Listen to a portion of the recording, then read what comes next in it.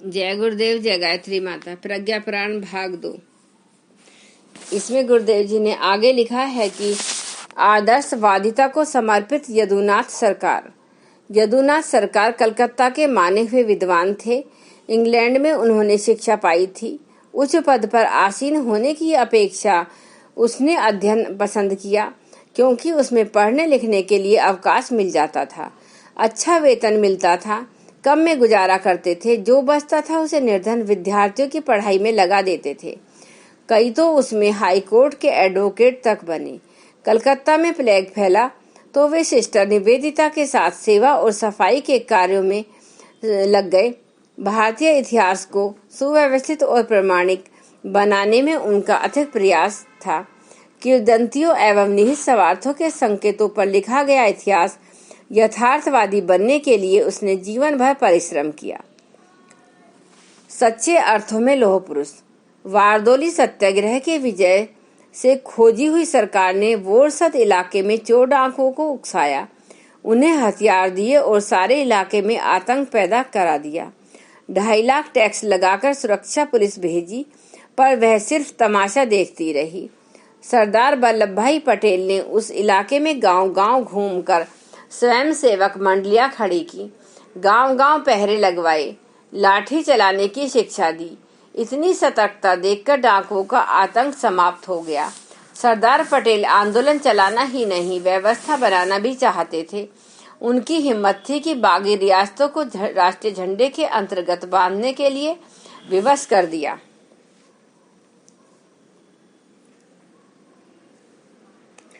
आगे गुरुदेव जी ने लिखा है कि वे मात्र आत्मा और परमात्मा की अनुकूलता का ही ध्यान रखते हैं और इतना बन पड़ने से पूर्ण संतुष्ट रहते हैं। निंदा स्तुति पर वे तभी ध्यान देते हैं जब वह निष्पक्ष, विवेकवान और न्याय निष्ठा द्वारा की गई हो। अविवेकी तो अपने अनुरूप सबको देखते हैं और उथला दृष्टिकोण अपना कर निंदा या प्रशंसा करते हैं।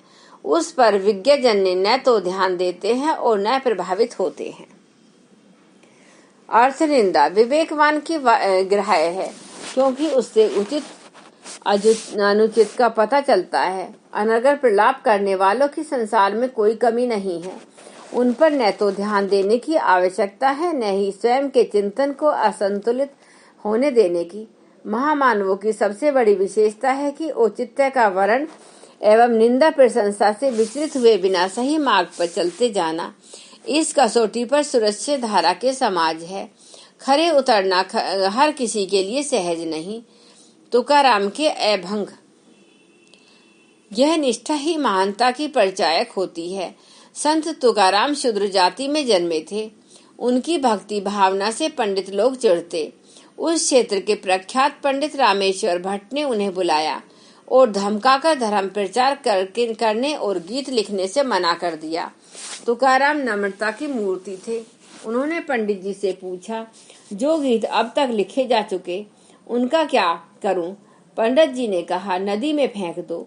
उनसे वैसा ही कर दिया। संत बहुत दुखी थे।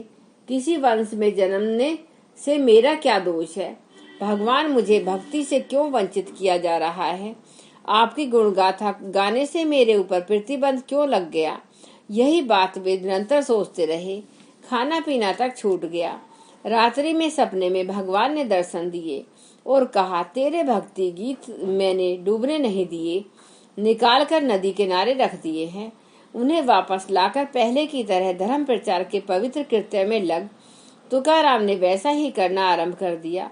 अब किसी के वेद का उन्हें कुछ भय न रहा। गरीबी गोर की महान बने। एक ऐसे लोग सहायता के अभाव में भी निरंतर आगे बढ़ते रहते हैं।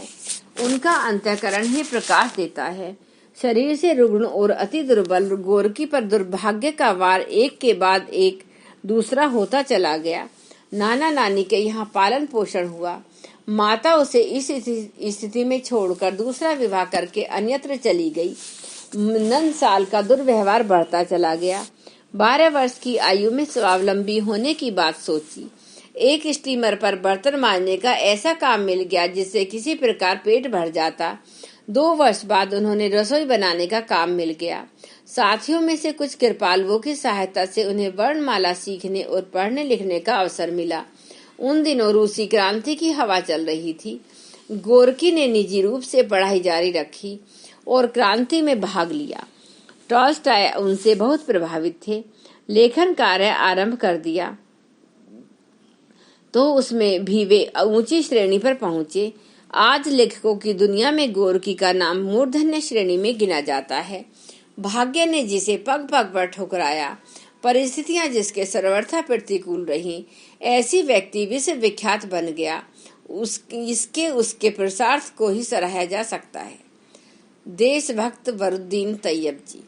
बम्बई हाई कोर्ट ने जिन उच्च स्तरीय भारतीय बैरिस्टरों की गणना होती थी, उनमें बदरुद्दीन तैयब जी भी थे। उन्हीं दिनों स्वतंत्रता आंदोलन जोर पकड़ रहा था। अंग्रेज फूट डालो लूट खाओ की नीति अपनाकर मुसलमानों का एक तबका कांग्रेस विरोध कर रहे थे।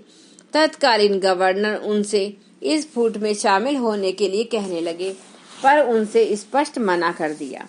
कलकत्ता में मुस्लिम लीग का एक बहुत बड़ा जलसा हुआ। बहुत दबाव पड़ने पर भी वे उसमें सम्मिलित होने न गए। वे सदा एक ही बात कहते रहे, जब तक देश स्वतंत्र नहीं होता हिंदू मुस्लिम खड़े रहना करना बेकार है। तैयब जी को प्रतिपक्षी बनाने के लिए उन्हें हाई कोर्ट का जज बनाया गया, तो भी उनकी नीति में रत्ती भर भी अंतर न आया। केसरी में एक लेख लिखने पर लोकमान्य तिलक पर मुकदमा चलाया गया। सरकार चाहती थी कि उसमें अभियुक्त की जमानत न हो। उसने निर्भीकता पूर्वक जमानत मंजूर कर दी। उनकी देशभक्ति असंदिग्ध थी। मैं कहाँ जाऊं? एक उल्लू एक बस्ती में अकेला रहता था। उसकी अशुभ बोली के कारण कोई भी पास में न आने देता। जैसे ही आवाज आती लोग उसे भगा देते। बेचारा बहुत दुखी था। एक चमगादड़ से कहने लगा, मैं इस स्थान को छोड़कर जा रहा हूँ। यहाँ कोई भी मेरी वाणी को सुनना ही नहीं चाहता। इस पर चमगादड़ ने कहा, इस प्रकार तुम जहाँ जाओगे तिरस्कार पाओगे। परिस्थितियां हर जगह एक सी हैं। तुम अपने चिंतन को संतुलित करो, निंदा से प्रभावित मत हो। यही जीवन की सही रीति है। अनुशासन दूसरे को दिख पड़ता है। पालन करने वालों की प्रशंसा और तोड़ने वालों की निंदा होती है। अनुबंध अंतरंग होता है। उसकी जानकारी अपने को ही रहती है। उस तपश्चर्या से ही अपनी ही आत्मा बलिष्ठ होती है।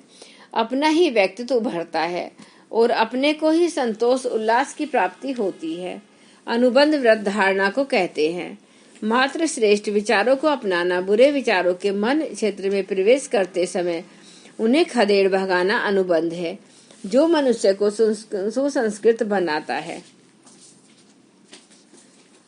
छोटी किंतु बड़ी बात